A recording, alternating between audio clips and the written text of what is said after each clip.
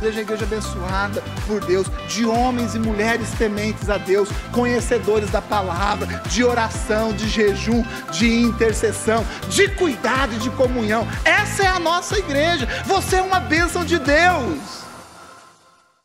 Bom, como já fomos apresentados, meu nome é Humberto, sou casado com a Robin. Para quem não nos conhece, nós somos casados há 42 anos e temos 4 filhos, 7 netos e orando para ter mais.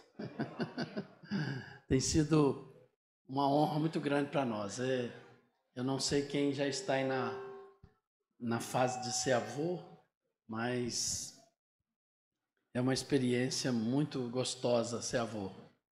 E você vê aqui as petitinhas chamando de vovô. É um negócio muito bom. E o bom é que eles, quando começam a ficar enjoadinhos, vão embora. Aí só volta a hora que tiver arrumadinho, limpinho, bonitinho. Então, é isso aí. Pessoal, eu quero compartilhar com vocês nessa noite um tema muito conhecido de vocês, certamente, mas que para mim tem sido nesses últimos dias uma revelação, a ponto que alguém aqui pode se assustar com uma coisa que eu vou falar aqui a respeito desse tema. Eu vou falar sobre a luz do mundo. A luz do mundo. Você pode repetir isso comigo? A luz do mundo. E por que eu estou falando sobre esse tema? Porque a pandemia acabou. E a pandemia, ela acabou trazendo para nós, como igreja, grandes limitações, grandes impedimentos, a ponto de que nós nem podíamos nos reunir, nem podíamos fazer aquilo que o Senhor nos ordenou. E tivemos que tomar ceia virtual. Já pensou que trem maluco? O pessoal tinha que arrumar um pedacinho de pão em casa e vinho ou suco, né? E tomarmos ceia virtual. Que coisa louca. E a gente sabe que, infelizmente, não vai parar por aí. Existe uma agenda mundial, existe um plano da nova ordem mundial de fazer um grande reset no mundo, de fazer grandes mudanças. E uma das mudanças que eles querem fazer é diminuir a população. E esse vírus, ele foi um protótipo daquilo que eles pretendem fazer. A Bíblia fala que vai haver uma peste no mundo, no livro de Apocalipse, e vai morrer 1/4 da população mundial. Nós já ficamos assustados com o Covid, não é verdade? Agora, você imagina morrer 2 bilhões de pessoas. No Brasil, se a gente pegar esse número, seria em torno de 50 milhões de pessoas. Porque o propósito de Satanás é que o ser humano seja dizimado, seja morto, sem conhecer a palavra de Deus. E a maioria das pessoas não conhecem, a maioria não conhece a palavra de Deus. Então há um projeto maligno para exterminar as pessoas, para que, morrendo sem Cristo, elas sejam conduzidas ao inferno e depois ao fogo eterno. É muito sério, gente. Os seus pastores, e eu sei que você também, vocês não estão brincando de igreja, brincando de religião, ou simplesmente fazendo algo para ver se alguma coisa do sobrenatural acaba nos abençoando e a gente tem uma vida mais tranquila. Nós estamos, na verdade, não numa colônia de férias, nós estamos num campo de guerra. E é importante que você, como cristão, saiba disso. Você está numa guerra. Você não está de férias. As nossas férias ainda não chegaram. Nossas férias vai ser quando nós estivermos na eternidade com Deus. Agora é hora de todos nós lutarmos para a salvação do maior número de pessoas. O projeto de Deus é que você se torne um pai e uma mãe espiritual, que você gere pessoas para Deus. O projeto de Deus é que você influencie muitas pessoas, e essas pessoas sejam salvas, sejam curadas, sejam libertas e possam um dia então morar com Deus. O nosso projeto é povoar o céu. Amém? Então eu quero falar um pouquinho sobre isso, porque uma pandemia como essa, ela pode nos anestesiar, nos fazer ficar, às vezes, mais frios espiritualmente. E acaba que com isso a gente acostuma a não evangelizar. A gente não podia nem sair de casa. Quanto mais evangelizar? Você não podia ter contato com pessoas. Mas nós temos que aproveitar o tempo. Nós temos que aproveitar as janelas que ainda temos para fazer a obra de Deus. E eu digo isso, querido, porque se você é uma pessoa convertida, se você realmente conheceu Cristo, você não vai conseguir ficar calado. Você vai ter que compartilhar a palavra. Você vai ser impulsionado, impelido a compartilhar o evangelho com aqueles que ainda não conhecem.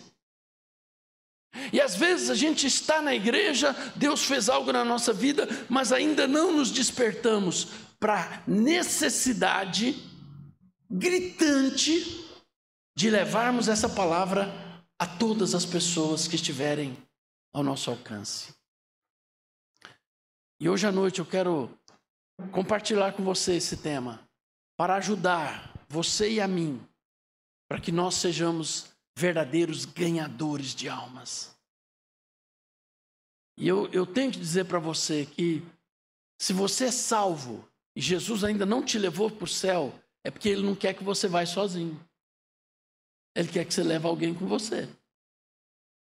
E eu contei hoje ou ontem na nossa reunião lá com os casais, e quando eu me converti em 1979, muitos aqui nem nascidos eram.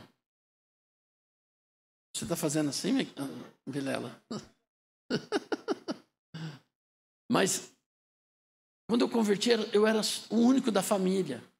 E meus irmãos, que são mais 7, somos 8, meu pai e minha mãe, eles ficaram extremamente preocupados, porque houve uma transformação na minha vida. Houve uma mudança tão radical. E eu só queria saber de igreja. Eu virei um ratinho de igreja. Eu era rato de festas, de botecos. Passava a noite inteira jogando sinuca. E de repente eu virei um rato de igreja. E o pastor com o qual eu me converti, ele fazia reunião terça, quinta, sábado, domingo de manhã, domingo à tarde, domingo à noite. Eu não perdia uma reunião. E um dia eu caí na bobeira de chamar ele e falar: pastor, por que o senhor não faz reunião segunda e quarta e sexta também? Ele olhou para mim e falou: você quer me matar, rapaz? Eu tenho família. E eu não entendia por que ele não fazia reunião todo dia, porque eu queria a palavra de Deus. Eu queria conhecer a Deus.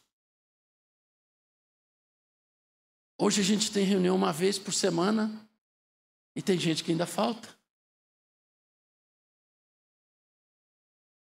Que tipo de cristão eu sou?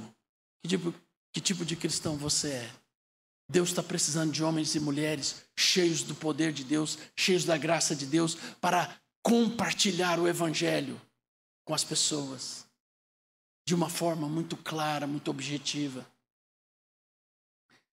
Então é nossa função, é nossa missão. Eu poderia citar muitos textos bíblicos aqui para vocês, mas antes de Jesus ser assunto aos céus, a mensagem que Ele deu para nós, a missão que Ele deu para todos nós foi: ide, pregai o evangelho a toda criatura. Ide, pregai, fazei discípulos de todas as nações, ensinando-os, batizando-os primeiramente em nome do Pai, do Filho e do Espírito Santo, ensinando-os a obedecer, a guardar, a praticar tudo o que eu vos tenho ensinado. E a Bíblia diz no final que Jesus diz: e eis que eu estou convosco todos os dias até a consumação dos séculos.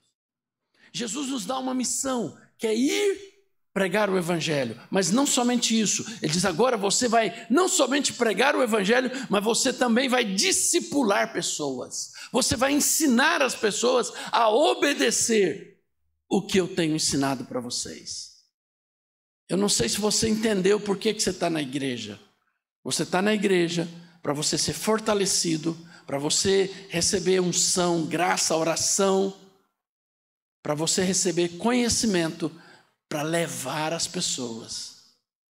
A gente não está na igreja porque nós estamos num clube. Nós estamos aqui porque a gente tem uma missão: salvar o maior número de pessoas possível. Está acabando e a bateria também. O tempo está acabando. Nós não temos mais muito tempo, gente. E quando eu, falando para vocês aqui, eu me converti e durante 15 anos, depois eu me casei e nós nos casamos e a gente começou a orar pela família. E depois de 15 anos, uma irmã minha se converteu. Hoje ela é pastora lá no Distrito Federal. Uma irmã minha se converteu e é pastora. Que coisa maravilhosa, não é?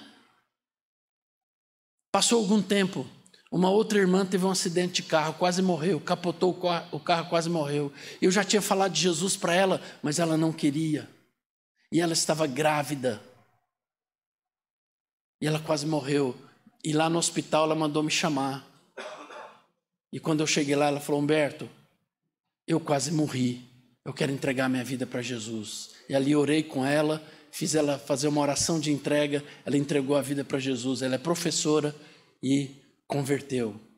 Entregou a vida para Jesus, está firme com Deus.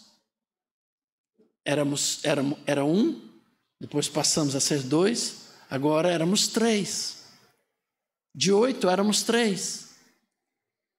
Pouco tempo depois, nós fomos na casa de... A gente sempre evangelizando os irmãos, falando de Jesus para os irmãos. Fizemos reuniões na minha casa e falando de Jesus. E um dia nós fomos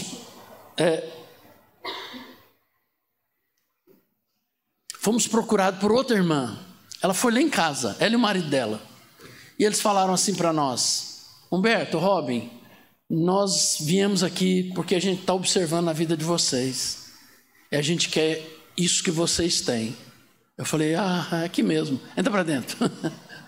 E ali nós levamos eles para a nossa sala, explicamos o Evangelho, oramos por eles e eles entregaram a vida para Jesus, estão servindo a Deus em Caldas Novas. Moram em Caldas Novas. Era 1, 2, 3, agora já eram 4. 4, servindo ao Senhor. E eu tinha um dos meus irmãos que era muito resistente ao Evangelho. Eu falava para ele sempre me resistia. É só vocês que são salvos, só vocês que acham que vão para o céu, e essas conversas, né? E ele sempre me provocando, e um dia o Espírito Santo falou para mim: não briga com ele mais, deixa agora na minha mão. Porque eu queria sempre responder, né? O colérico sempre quer. E aí, um dia, nós fomos começar a célula em casa, e eu falei: vou chamar meu irmão, não vou desistir. Já tinha chamado muitas vezes. Liguei para ele, falei: olha, vou ter uma célula aqui em casa, vem participar conosco e tal. E ele, muito resistente. Para minha surpresa, ele apareceu na célula. E começou a participar, entregou a vida dele para Jesus. Batizamos ele, acho que 2 anos atrás, num grande lago que tem perto da cidade lá. Batizamos o meu irmão e hoje ele está servindo ao Senhor na célula junto conosco. E a esposa dele converteu também, até converteu antes dele, na mesma célula. Gente, eu não precisaria abrir célula, porque eu coordeno a igreja toda. Eu sou o coordenador de toda a igreja, não porque a gente é alguma coisa, mas eu fico assim incomodado, eu quero ganhar vidas para Deus. Eu não tenho que prestar conta assim, não tenho que mostrar nada para as pessoas, mas eu tenho uma necessidade do meu interior de buscar vidas, de alcançar vidas, de ganhar pessoas, de resgatar quem está afastado de Deus. E aí, quando a gente foi abrir a célula novamente, eu falei, amor, vamos começar uma célula? Ela falou, vamos. Beleza. Então, fizemos uma lista lá de umas 20 pessoas, chamamos umas 20 pessoas. Não foi ninguém na célula. Primeira quarta-feira não foi ninguém. Falei, não, é o inimigo. Mas vamos orar que vai dar certo. Segunda semana, convidamos todo mundo de novo. Quando chegou a noite, não foi ninguém também. Falei, não, mas não vamos desistir, nós vamos continuar. E fizemos a célula nós dois, oramos e tal. Aí na terceira semana, eu falei, amor, nós vamos orar, Deus vai nos abençoar essa célula, vai começar uma célula. Eu falei, então nós dois vamos. Ela falou, nós dois não, eu não vou estar não. Quase que eu falei, até tu, Brutus. Eu falei, como assim você não vai? Ele falou, não, os irmãos me chamaram para eu dar uma palavra na outra célula. Você vai me deixar sozinho na nossa célula? Mas que ela falou, só nós dois? E eu falei, então tá, pode ir, vai. E aí, quando eu estava preparando para a célula, orando, o Espírito Santo pôs na minha mente, liga para fulano de tal que ele está desviado. Falei, mas eu não estou atrás de desviados, eu estou atrás de gente para você converter. Liguei para o rapaz, falei, fulano, como é que você está? Tudo bem? Ele falou, estou bom. Eu falei assim, o que você está fazendo hoje à noite? Ele falou, nada. Eu falei, então vem aqui na minha célula. Ele falou, você tem célula aí? Eu falei, tenho. Tem uma célula aqui em casa. Ele falou, então eu vou. Aí tá bom, passou 10 minutos, ele chegou. Quando ele chegou, estava eu sozinho na célula. Ele olhou assim. Falou, cadê a célula? Eu falei, nós dois. Nem minha esposa não estava, né? E aí ali naquela noite, eu conversei com ele abriu o coração, e eu fiz um trabalho de restauração na vida dele. Ele entregou a vida dele novamente a Jesus, restauramos a fé dele em Jesus. E aí ele falou, Humberto, semana que vem eu vou trazer minha esposa. Eu falei, eu vou trazer a minha também. E aí quando foi na outra semana, eu falei, amor, você tem que estar na célula hoje, porque a esposa dele vem, você não marca nada com outro povo, você é da minha célula, não vai mudar de célula não. Mas daqui a pouco ela vai para outra célula aí, né?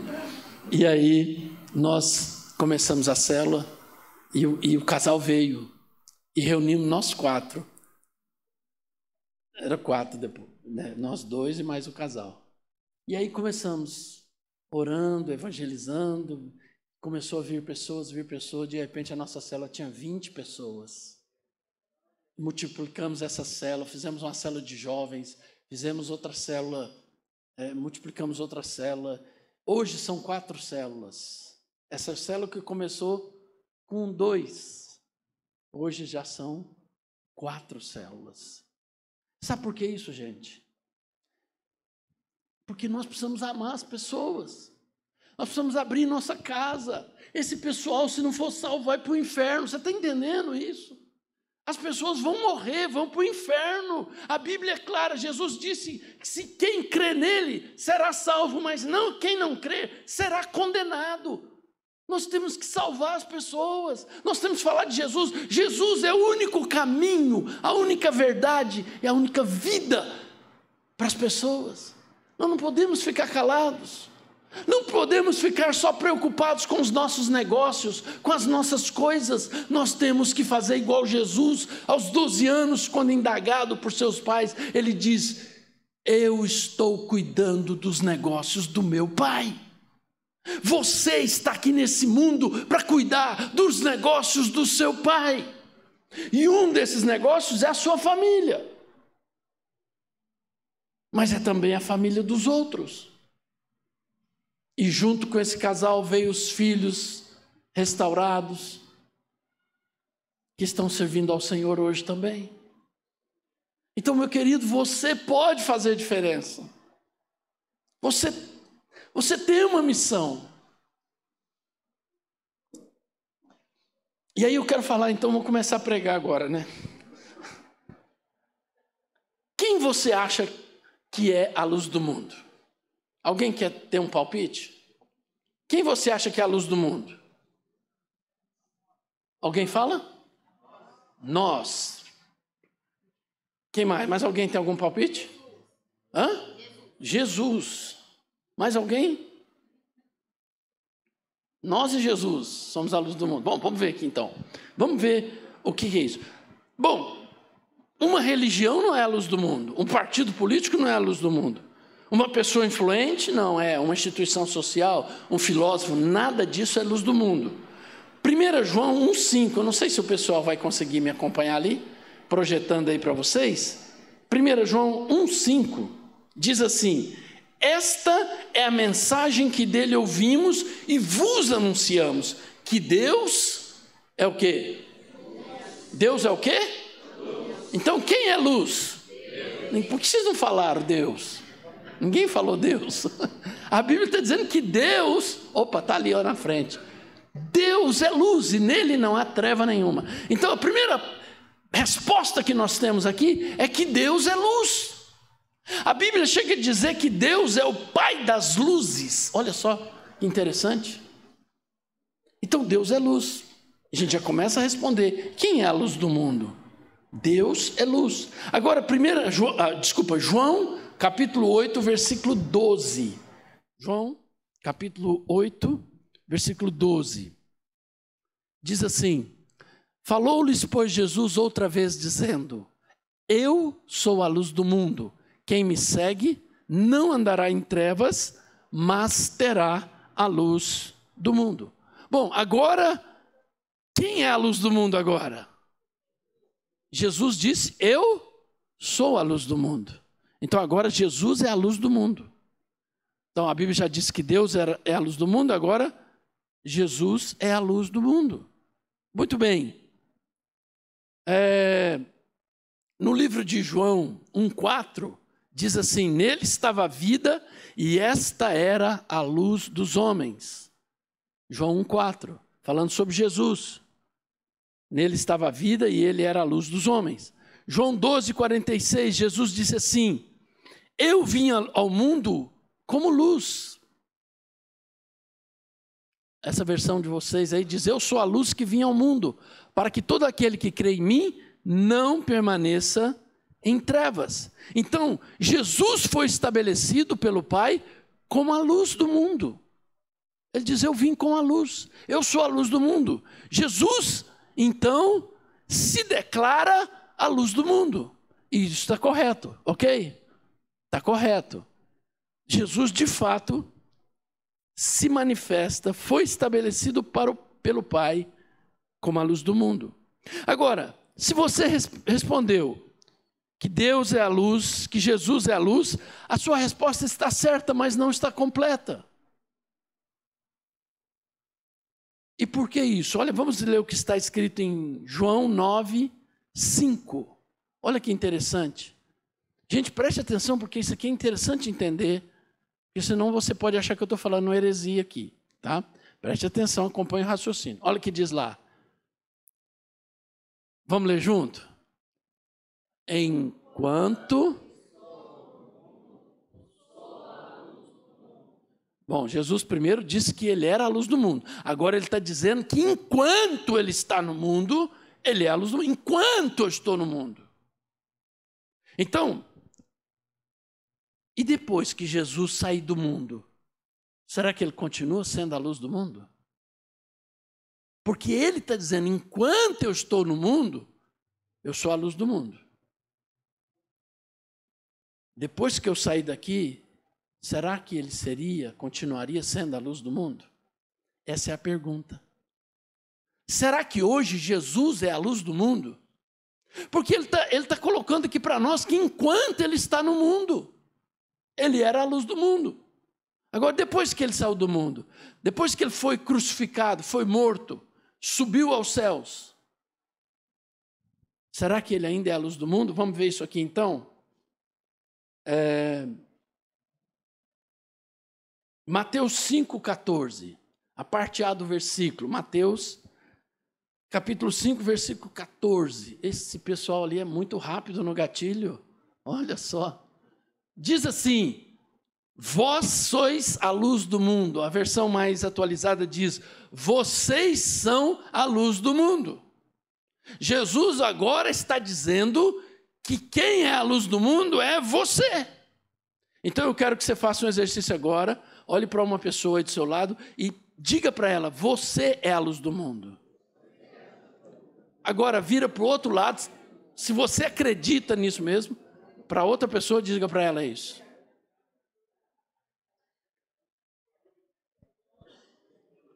Então, quem agora é a luz do mundo?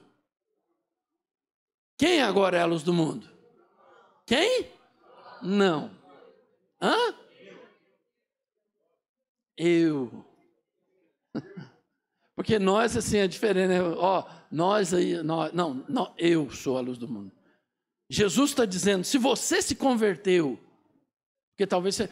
Tem alguém que hoje está aqui hoje pela primeira vez na comunidade, na igreja Cristo Salva? Tem alguém? Primeira vez que você está na igreja aqui? Tem alguém? Não? Tá. Semana que vem, faça um propósito de trazer alguém para a igreja. Convidar alguém. Faz esse propósito, gente. Levar na sua célula, trazer na igreja. Convida alguém. Você vai, às vezes, convidar 10 vezes, mas uma vez ele vai aceitar e vai vir. Tá bom? Mas, enfim. Então, supondo que todos nós somos convertidos, de fato, Jesus está dizendo que você é a luz do mundo. Então ele diz, enquanto eu estou no mundo, eu sou a luz do mundo. Agora, quando ele partir, quem que vai ficar no lugar dele como luz do mundo? Você e eu. Jesus não está mais no mundo. Como é que ele vai iluminar se ele não está mais aqui? A Bíblia diz que Jesus hoje está onde? À direita do Pai. Eu acho que Jesus hoje é a luz do céu. Porque ele deixou você como a luz do mundo. Ele está dizendo, olha, veja que coisa interessante. Projeta aí de novo para nós esse texto. Ele não diz assim, vocês são uma luz no mundo. Ele diz, vocês são a. É artigo definido singular. Você é a luz do mundo. Então, enquanto Jesus estava no mundo, ele diz, enquanto eu estou no mundo, eu sou a luz do mundo. Depois que ele morreu, foi assunto, foi levado aos céus, ele delegou a tarefa de ser luz aos seus seguidores. Isso não muda, Jesus continua sendo o Salvador, mas quem vai iluminar o mundo é você e eu. Você precisa entender isso. Jesus não vai iluminar o mundo mais, ele vai salvar o mundo através de você, que é a luz do mundo. E você é a luz do mundo porque você é o corpo de Cristo na terra. Como igreja, nós somos esse corpo. E por isso temos a responsabilidade de onde a gente ir, onde formos, a gente iluminar as pessoas. E eu vou explicar o que é iluminar as pessoas, o que é ser a luz do mundo daqui a pouco.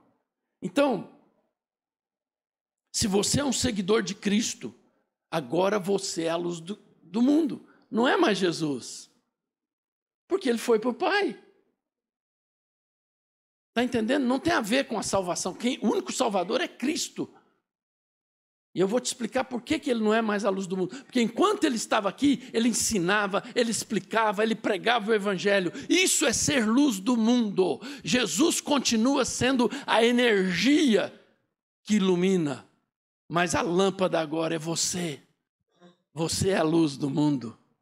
E eu te pergunto, você vai iluminar ou não? Você vai assumir essa condição ou não? Ou você vai deixar essa luz ficar apagada? Então, olha que coisa interessante. Efésios 5, versículo 8. Gente, presta atenção, para mim isso é muito interessante. Olha aqui. Diz assim, porque noutro tempo, erais o quê? Então nós éramos o quê? Trevas. O que é ser trevas? É não conhecer a Deus, não conhecer a palavra. Nós estávamos em trevas, nós éramos trevas. Mas agora diz, mas agora sois o quê? Luz no Senhor. Andai como filhos da luz. A Bíblia está dizendo agora, você é luz, você precisa andar como filho da luz, você precisa iluminar. Você na sua escola, você no seu trabalho, você onde for, você tem que iluminar. Logo que eu me converti, eu contei para o pessoal, né? Eu fiz um curso para oficial do Exército, mas logo que eu terminei o curso, Deus falou comigo para eu sair do Exército. E eu gostava muito daquilo, daquela vida de militar, mas eu tive que sair por uma determinação dele. E eu pedi, falei, Deus, eu preciso trabalhar. E ele abriu uma porta para eu trabalhar na Universidade Federal de Uberlândia, eu trabalhei lá 2 anos. E aí, na minha sala, sempre ia uma professora de história. E você sabe que, normalmente, muitos professores de história têm um viés esquerdista, socialista, comunista. Nem todos.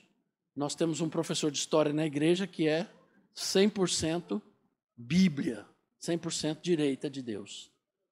E essa professora ia lá, e eu comecei a pregar para ela, e ela falava assim, e ela ficou assim impactada, porque eu falava de Jesus para ela, e eu jogava luz nela, e as trevas nela, ela ficava incomodada.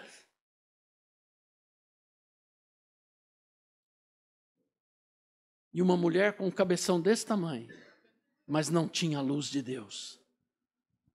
E depois que eu saí de lá, eu não sei o que aconteceu com ela, mas ela recebeu a luz de Deus na vida dela. E assim eu fui pregando para pessoas. Eu saí um dia com um amigo e ele falou, vamos tomar uma Fanta, eu não sei se existe Fanta hoje, mas vamos tomar uma Fanta ali? Eu falei, vamos. Ainda bem que ele não me chamou para tomar uma cachaça, né? Uma pinga, vamos tomar uma Fanta, vamos. Quando nós chegamos lá, que eu olhei sentado lá no boteco, um colega do Exército. E eu falei para ele, rapaz, como é que você está e tal? Chamava Alberson Mendonça. E ele, rapaz, minha vida está uma bagunça e tal. 19 anos igual eu. E ali eu comecei a falar de Jesus para ele, e esse rapaz estava comigo também. Nós levamos ele para a igreja, e ele converteu, entregou a vida para Jesus. E eu fiquei chateado com Deus, porque ele foi batizado no Espírito Santo primeiro que eu. Eu falei, não, senhor, tem que entrar na fila, ué. Tem gente engraçada, né? Chega na igreja, já vai batizando o Espírito Santo antes da gente. E eu falei, Deus, como assim? Não tem fila esse negócio? Isso aqui é bagunçado assim? O cara chega e já vai. E o cara foi batizado no Espírito Santo antes de mim. E ele entregou a vida para Deus e tal, enfim. Gente, nós estamos no mundo para iluminar as pessoas. Não perca seu tempo. Se você vai jogar bola, chama a turma, faz uma oração, fala de Jesus Cristo e ora por eles. E convida eles para a sua célula, convida eles para a igreja, porque você vai achar alguém ali, um filho da paz, que está esperando você falar de Jesus para ele. Ele fala, eu quero ir na sua igreja. Eu tinha pouco tempo de conversão, fui em Goiânia, fui em Anápolis visitar um amigo, e na volta eu cheguei em Goiânia. Quando cheguei em Goiânia, a gente pegava ônibus, não tinha carro naquela época, era uma pobreza, e aí, esperando o ônibus lá naquela rodoviária antiga, aquela bagunça de gente. De repente chegou um menino para mim, um menino de uns 15, 16 anos. Moço, o senhor compra aqui, não sei se era uma rifa, para Nossa Senhora, não sei de onde. Eu falei, ô filho, desculpa, eu não compro isso, porque eu era novo, gente, eu tinha uns 21 anos, 22 anos talvez. Eu falei, eu não compro isso, porque eu acredito em Deus, em Jesus. Comecei a evangelizar o rapaz ali no meio da turma. E conversei e tal. Aí fiquei ali uns 10 minutos falando com ele, esperando o meu ônibus. E aí ele falou, então você não vai comprar, não? Eu falei, sinto muito, mas para isso não. Quando eu olhei, gente, tinha uma meia-lua de gente assim, ouvindo o que eu estava falando para o menino. Falei, agora estou perdido, agora eu apanho aqui. E aí o pessoal tudo em volta de mim. Eu falei, pessoal, eu estou explicando aqui para ele que Jesus Cristo é a única salvação e tal. E eu comecei a falar de Jesus e o pessoal foi juntando, e eu comecei a falar de Jesus ali naquele ambiente. E de repente levantou um cara lá no meio e falou, pegou uma nota de 1 cruzeiro, na época era cruzeiro, gente, ainda. Levantou o cruzeiro e falou, você quer dinheiro, né? Você quer dinheiro? Você trabalha para os americanos? Você quer... Eu nem sabia nada disso. Você trabalha... Eu não era pastor, não era nada, gente, era um obreiro na igreja. Você trabalha para os americanos, você quer dinheiro, né? Toma aqui, ó. O pessoal que estava ali falou assim, ô cara, cala tua boca e deixa ele falar de Deus, nós queremos ouvir ele falar de Deus. E esse cara sumiu para lá, e eu continuei falando de Jesus, orei com aquele pessoal, e falei, gente, eu estou de passagem por aqui, quando você for para a sua cidade, procura uma igreja evangélica, comece a servir a Deus. Orei com eles, abençoei a vida deles e dispersou a multidão. Um rapaz chegou para mim e falou assim, eu nunca ouvi o que eu ouvi aqui hoje na rodoviária. Eu moro no Nordeste. Eu estou impressionado com o que eu ouvi. Gente, eu não falei nada. Eu só iluminei eles com a palavra. Ele falou, eu nunca ouvi o que eu estou ouvindo aqui hoje. Quando eu chegar na minha terra, não sei onde é, ele falou lá, eu vou procurar uma igreja e eu vou começar a servir a Deus. Você percebe que você pode ser uma luz no meio das trevas? Qualquer lugar que você tiver, se você conhece Cristo, você precisa deixar essa luz brilhar, porque a Bíblia diz que antes nós éramos trevas, mas agora nós somos luz no Senhor.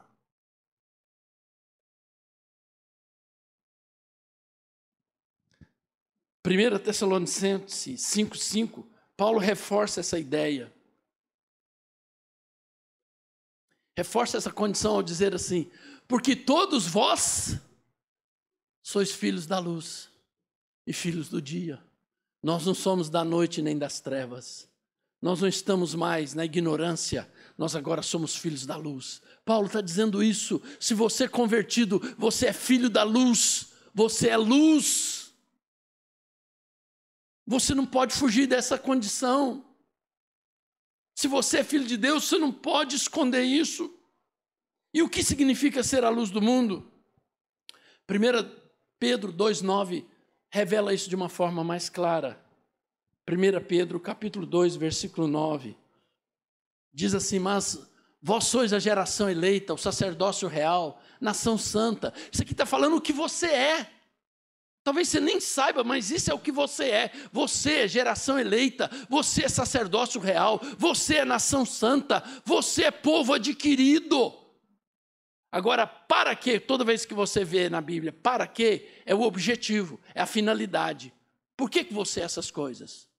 Para você ficar bonitinho na foto, para você ficar importante agora eu sou crente, aleluia. É para isso? Não. Para que é que eu sou geração eleita, sacerdócio real, nação santa, povo adquirido? Para anunciar as virtudes daquele que nos chamou das trevas para a sua maravilhosa luz. Então agora, nossa missão é anunciar as virtudes de Jesus Cristo. A nossa missão é falar do amor de Deus, porque se alguém morrer e for para o inferno, não tem preço que resgate esta vida. Uma alma vale mais do que o mundo inteiro. A sua alma é tão importante que se Deus tivesse que dar o mundo inteiro só para salvar você, Ele salvaria, Ele daria. O planeta Terra não vale a sua alma, você vale mais do que o planeta Terra. A sua alma não tem preço, gente. A alma do seu pai, da sua mãe, dos seus irmãos, dos seus colegas, dos seus professores, do seu patrão, das pessoas que trabalham com você na empresa, a alma dessas pessoas não tem preço e Deus colocou na sua mão salvar essas pessoas. Eu espero que eu esteja te oprimindo.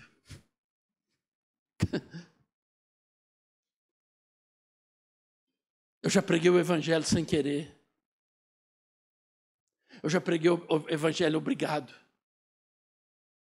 Não vai dar tempo da gente ler aqui, mas Paulo fala assim, ai de mim se eu não pregar o evangelho.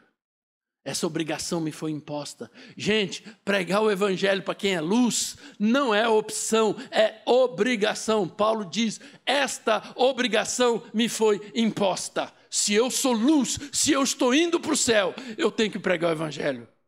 Agora, se você não prega o evangelho, tem algum problema sério. Tem algum problema sério. Eu estava saindo de Belo Horizonte, estávamos trabalhando a cidadania da Robin. A Robin, ela nasceu nos Estados Unidos.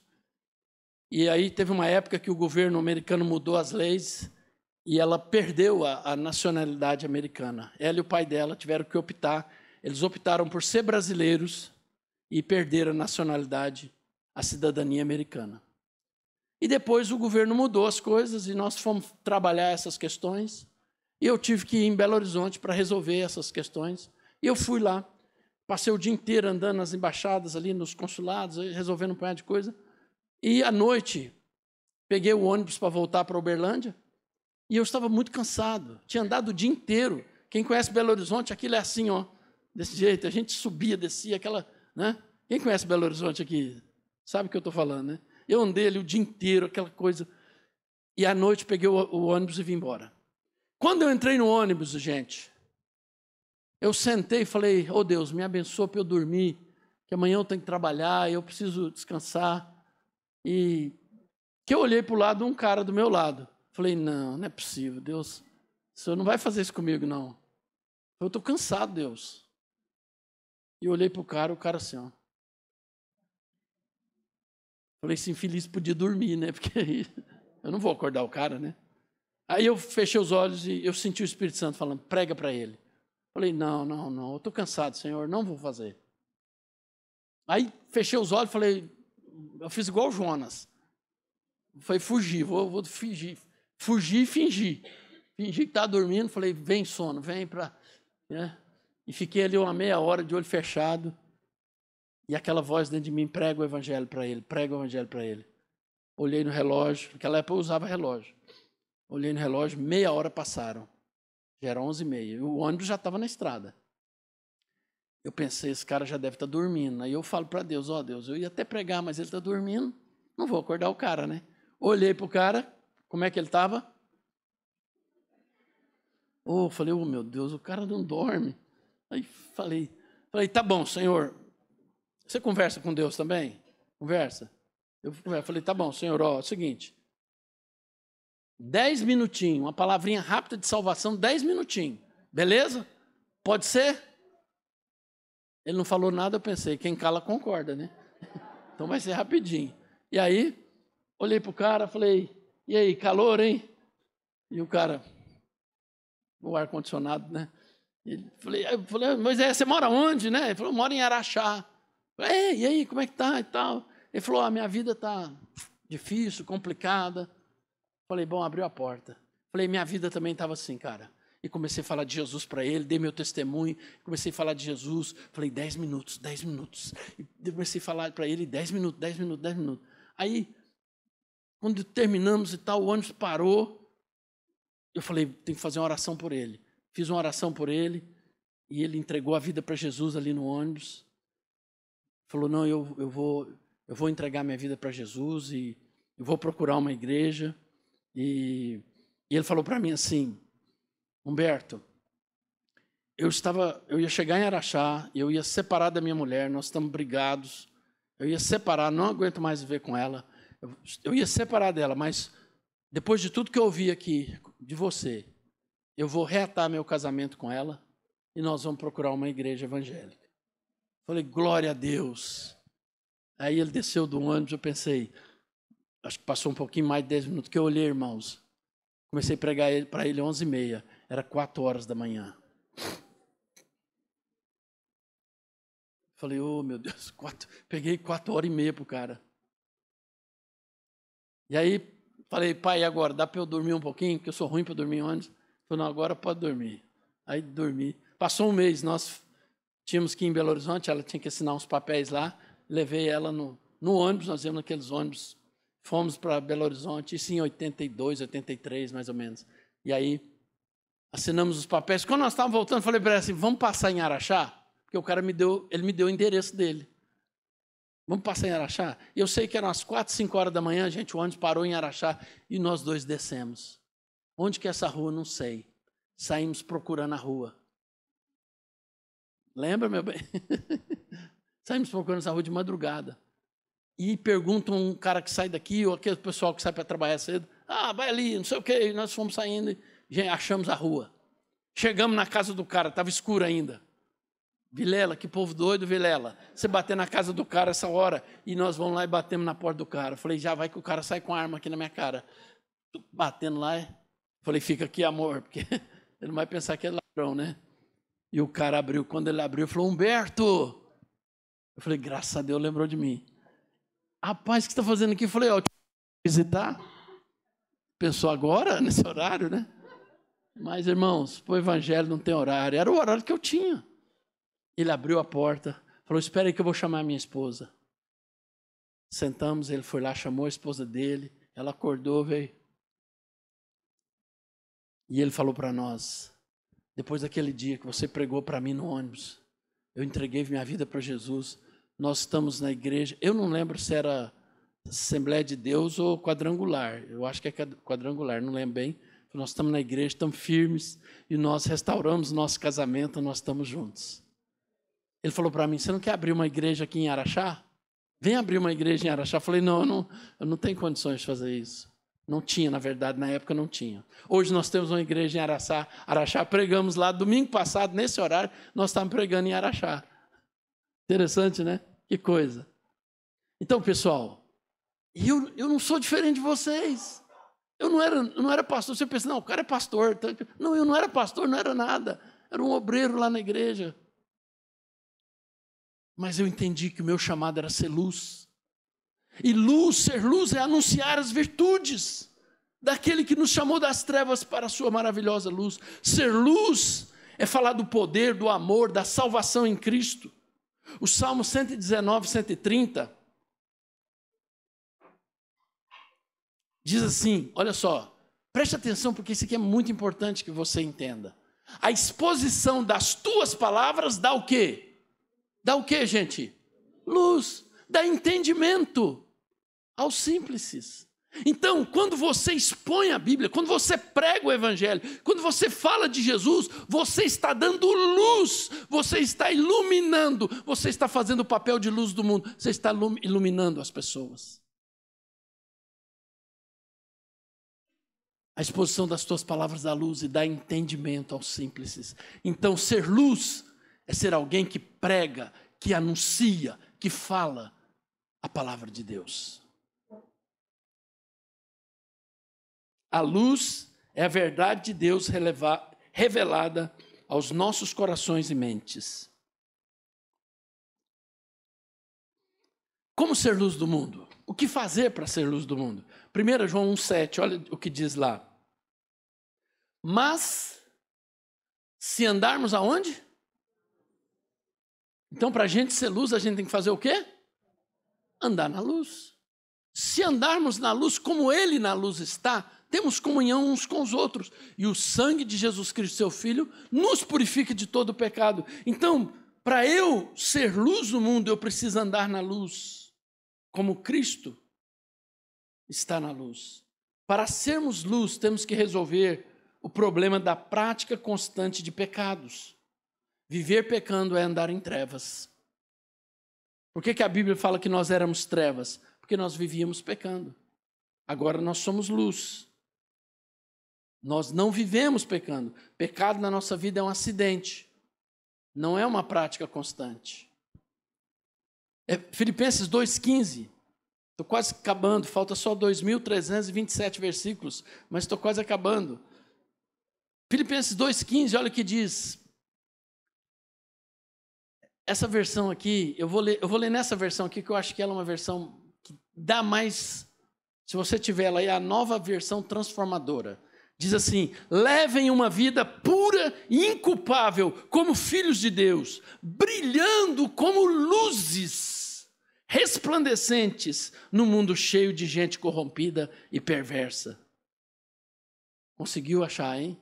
Olha lá, brilhando como luzes resplandecentes. Então, a Bíblia manda a gente viver uma vida pura e inculpável como filhos de Deus e brilhar como luzes. Meu irmão, minha irmã, o projeto de Deus para você é que você viva iluminando como uma luz que resplandece no meio das trevas.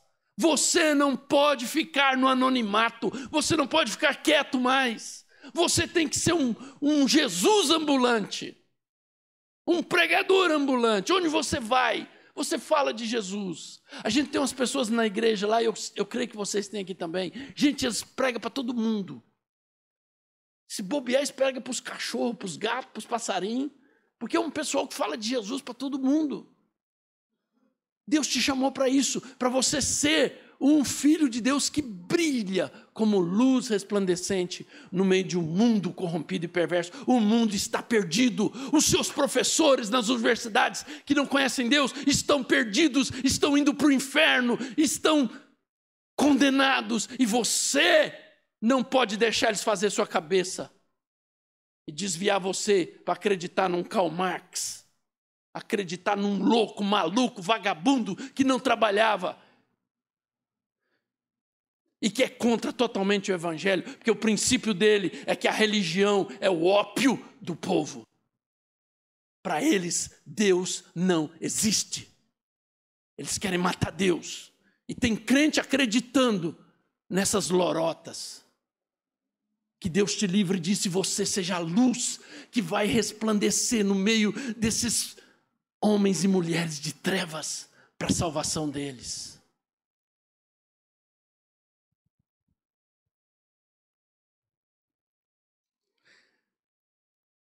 Por que é importante ser a luz do mundo? Mateus 5, 15 e 16. Por que é importante nós sermos luz do mundo? Diz assim, não faz sentido acender uma lâmpada e depois colocá-la sob um cesto. Pelo contrário, ela é colocada num pedestal, de onde ilumina todos os que estão na casa. Da mesma forma, suas boas obras devem brilhar, para que todos as vejam e louvem seu Pai que está nos céus. Irmãos, é muito importante que você entenda isso. Uma das razões de eu estar aqui hoje é para falar com você sobre isso. Eu não precisaria estar aqui, gente. Eu cuido de uma igreja em Uberlândia que tem em média 3.000 pessoas. Ela está dividida em 9 congregações. Eu cubro mais ou menos 19 pastores, eu e minha esposa, 19 igrejas no Brasil e fora do Brasil. Mas sabe por que eu vim cá? Eu preciso falar com vocês, eu preciso te motivar a você se tornar um filho da luz e você iluminar as pessoas. Jesus Cristo, projeta mais um pouquinho só por gentileza. Jesus Cristo disse ali que você não pode pegar uma luz e pôr debaixo de um cesto, você não pode colocar debaixo de uma mesa, mas você tem que colocar outra versão, olha ali, essa versão mesmo, fala num pedestal. Onde você coloca a luz? Embaixo? Você coloca a luz? Em cima, diz que onde ilumina todos. Você tem que sair da obscuridade, do anonimato, você tem que sair e mostrar essa luz. Porque, gente, nós trabalhamos para Deus. É Deus que mandou a gente fazer isso, evangelizar, ser luz. Olha ali, a luz tem que ficar num pedestal. Se ela ficar no chão, não vai iluminar. Você tem que sair do esconderijo. Se você é um cristão James Bond, você precisa mudar. Tem crente que é agente secreto. Ele passa a vida inteira e ninguém sabe que ele é crente. É agente secreto. Não, você não. Você tem que ir para as mídias sociais, dar seu testemunho, fala de Jesus, mostra o que Deus está fazendo na sua igreja, fala para as pessoas, ilumina pessoas com a sua luz, com a sua palavra, com o seu testemunho, com o seu conhecimento. Vai onde Deus te colocar, aparece. Às vezes a gente fica com medo, né? Não, eu sou crente, eu sou cristão, eu sou humilde, né? Gente, não quero aparecer, irmão. Irmão, eu não gosto de aparecer. Não... Jesus mandou você aparecer, porque você é luz. Você tem que ficar no pedestal, não é debaixo da mesa, do velador. Debaixo de um cesto. Ele está falando, você não faz sentido a gente ser luz e ficar debaixo de um cesto. Você não fala para ninguém, você fica lá, sua luzinha, iluminando só você ali e tal, tá beleza, né? Não, senhor, você tem que aparecer. Põe sua cara para fora, põe seu testemunho para fora, fala de Jesus, fala da única salvação, da única esperança que tem. Deixa eu te contar uma coisa, esse mundo vai acabar, tudo que você está vendo vai acabar, mas Deus tem algo novo para nós na eternidade, é para lá que nós vamos. Então vamos povoar o céu, gente. Essa é a nossa missão.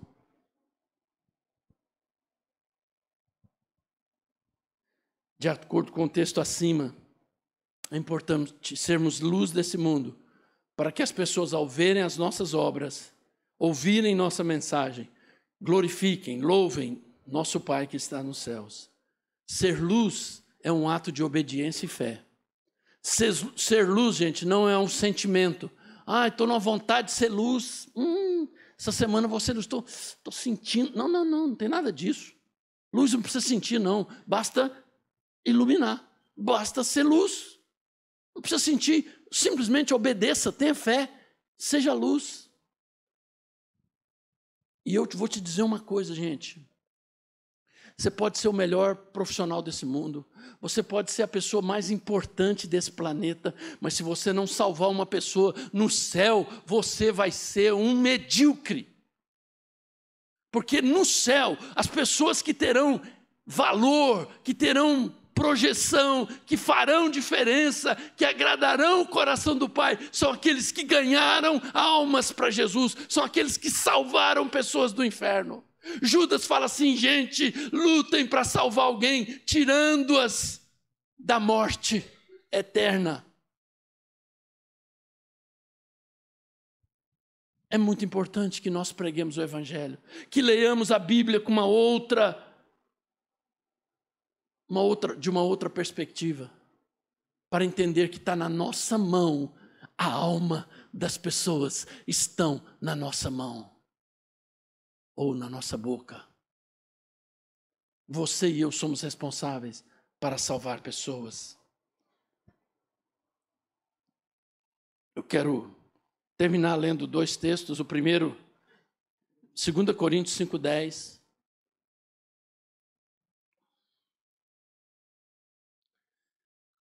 Pode acompanhar comigo a leitura? Pois todos nós teremos de comparecer onde? Onde? Você sabia que um dia você vai chegar diante do tribunal de Deus? Todos nós. Sabia? A Bíblia está dizendo que um dia todos nós teremos de comparecer diante do tribunal de Cristo. Para quê? Para que cada um receba o que merecer, pelo bem ou pelo mal que tiver feito neste corpo terreno. A Bíblia não está falando de salvação. Salvação é de graça. Aqui está falando de recompensa, de galardão. A Bíblia diz que algumas pessoas vão entrar no céu como que pelo fogo. O cara vai chegar chamuscado lá. O fogo do inferno passou pertinho, deu uma queimada nele assim, ó. Passou raspando, mas entrou. Agora tem gente, Pedro fala assim, ó, façam o que eu estou falando e tal, para que você seja amplamente concedida a entrada no reino dos céus. Amplamente. Você chegar lá, se aquela porta aberta, aquele negócio, você fala, gente, que beleza, dá para entrar tranquilo, enquanto o outro está lá assim, ó, e o fogo queimando, e ele, meu Deus, vou cair. Ai, está queimando. Tudo chamuscado, porque o fogo queimou ele. Que jeito você quer entrar no céu? É você que escolhe. Que jeito que você vai chegar no tribunal dele? Com muita gente que você chamou, que você converteu? Ou só você sozinho? Falou, Senhor, não deu não. Eu fui igual aquele cara lá, que o Senhor deu o talento para ele, e ele pôs no banco e só seguro. Só tem seu talento aqui, ó. Escondeu na terra, né? Pô, escondi na terra, só cheguei eu, Senhor. E outra coisa, Senhor, eu tinha família, eu tinha muita coisa para fazer, eu tinha faculdade, E Deus falou, mas filho, e aí? Era para você fazer isso lá mesmo. E provavelmente poucos de vocês aqui têm mais filhos do que eu e a Robin. Nós temos 4. E não paramos de pregar, não paramos de evangelizar, não paramos de viajar, de fazer as coisas para Deus. Então não me dá desculpa não. Porque diante dele, do tribunal dele, ninguém tem desculpa. Gente, chega lá, você vai gaguejar. Fala, por que você não fez? Por que você não ganhou vida? Não tem, vai gaguejar e não vai sair nada. Então é melhor trabalhar agora. Enquanto a gente tem tempo, vamos ganhar vida para Deus.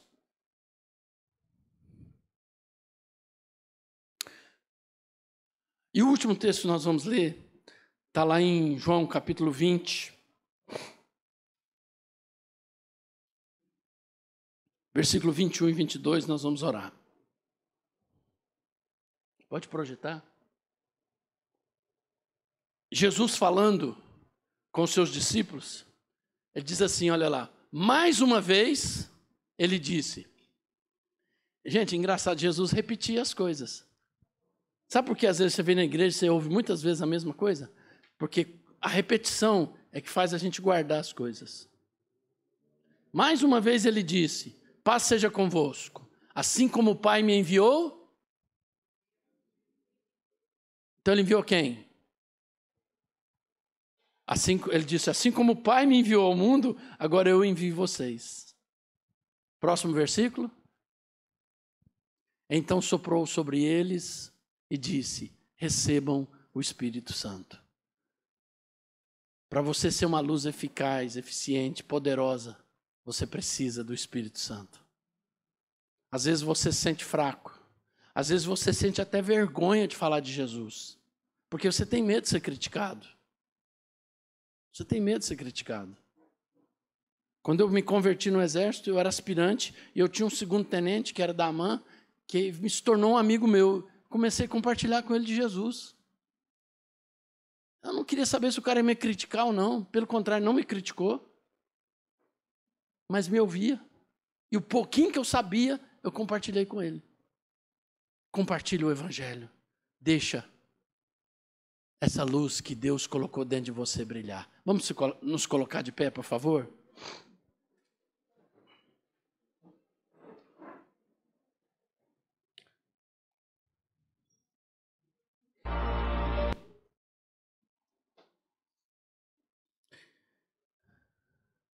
Eu gostaria muito que você não saísse aqui sem receber esse sopro do Espírito.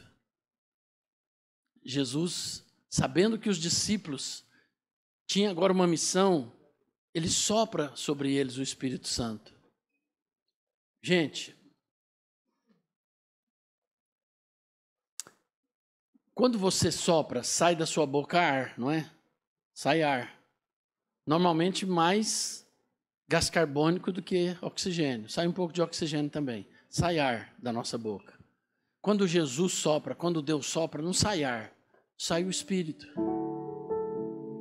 Quando Deus fez o homem, pôs ali aquele, certamente deitado, aquele protótipo de gente ali de barro feito, diz a Bíblia que Deus soprou sobre ele e ele se tornou alma vivente.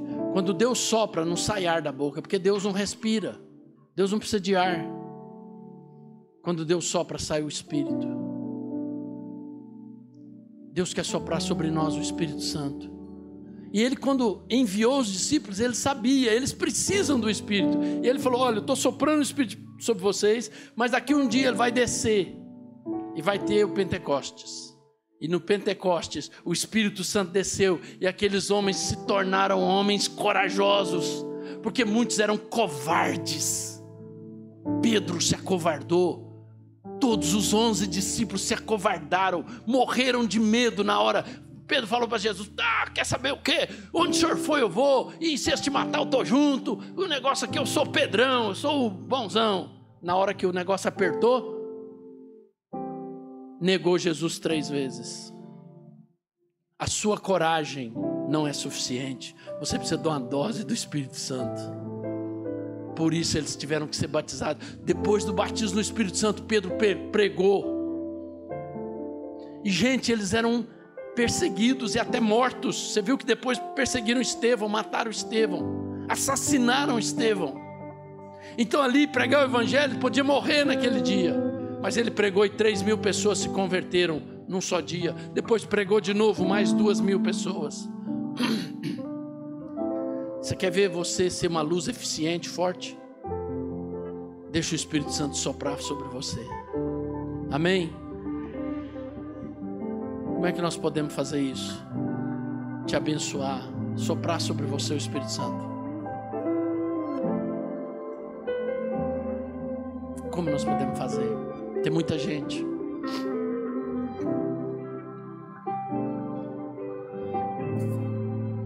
Eu vou pedir os pastores, eu vou gastar um pouco mais de tempo, pode? Pode, se não puder.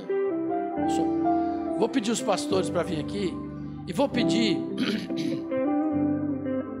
primeiramente, para essa... Cadê os pastores? Fiquem aqui posicionados, por gentileza. Eu vou pedir primeiramente essa ala de cá, para vir rapidamente aqui. O pastora vai impor a mão sobre a sua cabeça e vai soprar o Espírito Santo sobre você. E você vai receber ousadia, autoridade, para você pregar o Evangelho. Essa igreja, que já tem 2 cultos, não tem? Vai ficar cheia, porque você vai fazer a diferença. Você vai ter coragem, essa coragem vai ser... Rapidamente vocês então, pode vir aqui. Um para cada um aqui, põe a mão, sopra e depois você volta para o seu lugar. Não é uma oração de meia hora, porque não dá tempo, tá? É uma oração rápida, rapidinho. Cada um chega aqui, um para cada um. Ora, declara ele como luz do mundo, sopra o Espírito Santo, para soprar mesmo. Sopra sobre a testa dele, viu, gente? Pode soprar na testa. Recebe unção, coragem do Espírito Santo. Em nome de Jesus, amém. Pode voltar para o seu lugar agora. Rapidinho, pode voltar para o lugar. Sopra, pode voltar para o lugar. Agora, gente, rapidinho, tem que ser rápido. Isso, creia no poder de Deus. Creia no poder de Deus. Isso, em nome de Jesus. Essa turma de cá, pode vir. Pode vir rapidinho, gente. Vem receber essa imposição de mãos e esse sopro do Espírito. Em nome de Jesus.